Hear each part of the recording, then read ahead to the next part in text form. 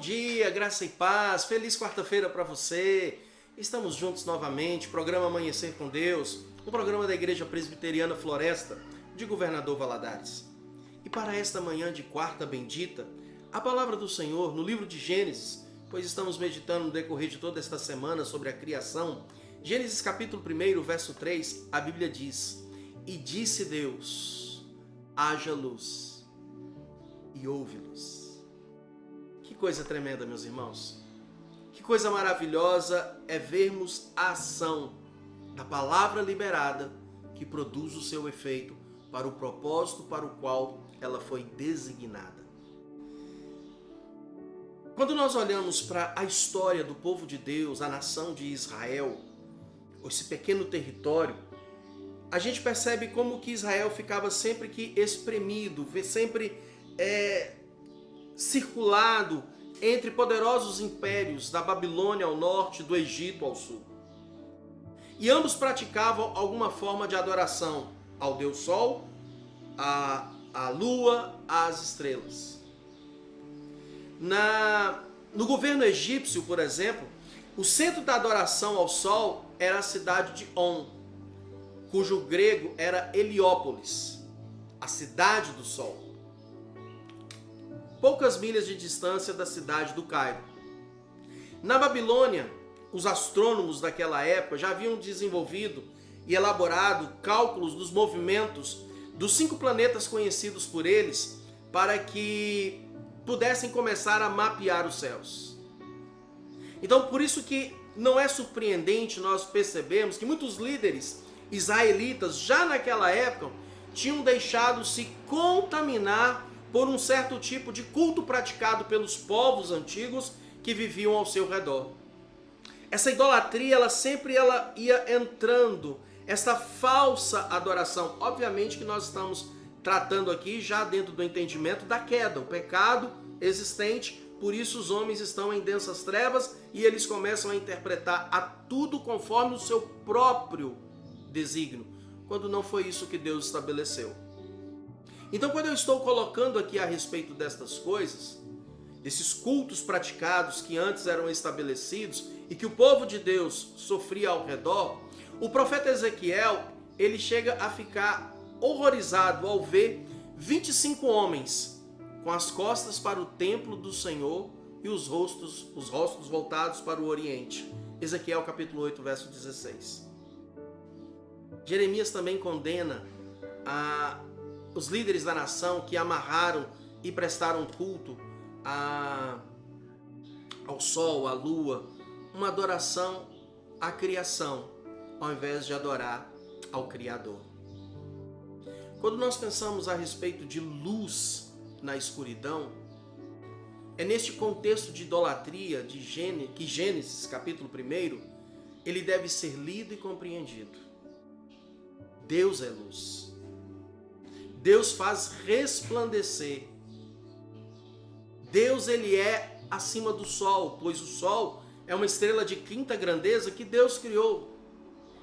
A glória de Deus, o resplandecer de Deus é muito maior do que uma estrela, que ela não é a maior. Hoje já se sabe pelos estudos que existem estrelas muito mais com a sua luminosidade muito mais intensa do que o Sol. Nós não temos capacidade de olhar para o Sol a olho nu sem que isso cause um dano à nossa retina. Deus está estabelecido acima disso tudo. Quando Abraão teve um encontro com Deus, o Senhor o visitou na sua tenda, o convite do Senhor a Abraão foi: sai da tenda, dá uma saidinha da tenda, porque ela não te permite olhar para o céu. Vem cá fora, olha para o céu e conta as estrelas. Se é que você pode contar. Cada brilho, cada estrela que está dando aquela pincelada naquele céu azulado, num tom mais escuro por ser noite. O Senhor está dizendo dizia a Abraão, que a descendência de Abraão seria muito mais numerosa de cada ponto daquelas que compunham as estrelas dos céus. Quando nós olhamos para isso, meus irmãos, é interessante pensar que calcula-se hoje, né, os estudiosos da área, que existam mais de 1 trilhão de estrelas em nossa galáxia. Vejam bem, 1 trilhão de estrelas só na nossa galáxia. E há bilhões de galáxias, há bilhões de anos-luz de distância daqui. E Deus estava dizendo a Abraão que a sua descendência seria maior do que cada uma daquelas estrelas, tão numerosa quanto. Então deixa eu te dizer uma coisa, querido.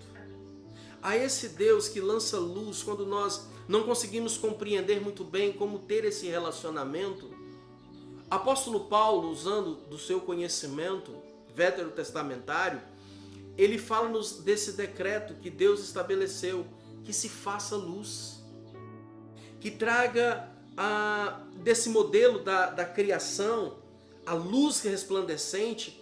Ele faz isso num comparativo ao nosso coração humano, que nós precisamos da luz de Deus para podermos voltarmos para Ele. Porque aquilo que o pecado produziu em nós foi justamente o escurecer de tudo aquilo que Deus havia trazido como clareza ao nosso coração, como luminosidade para a nossa vida. Que se faça a luz, e ela se fez. Pois Deus disse, e nós precisamos entender, que das trevas resplandeceu a luz.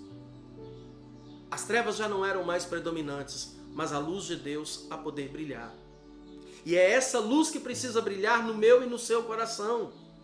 Entenda nesta manhã que aquilo que Deus quer fazer é resplandecer sobre a sua vida, para que você possa, a passos firmes, seguir adiante.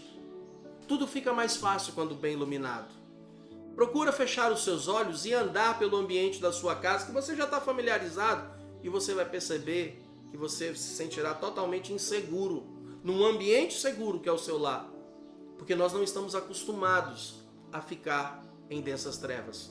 Mas quando nós abrimos os nossos olhos e contemplamos a luz com toda a clareza possível de todas as coisas, o iluminar nos leva ao conhecimento para a glória de Deus, no qual a temos pela face de Cristo Jesus. Que possa brilhar na sua vida cada vez mais a palavra do Senhor. Que o Rei dos Reis e o Senhor dos Senhores, Jesus Cristo, possa brilhar na sua vida, de modo que, seja qual for a situação que você esteja vivendo, seja o momento difícil que você esteja passando, seja em qual trevas a sua vida possa estar, Jesus Cristo é a luz que há de brilhar e fazer resplandecer a glória de Deus, para que você se volte para Ele e somente a Ele preste todo louvor. Um ótimo dia para você. Que a graça do Senhor Jesus seja sobre ti. Shalom, Adonai.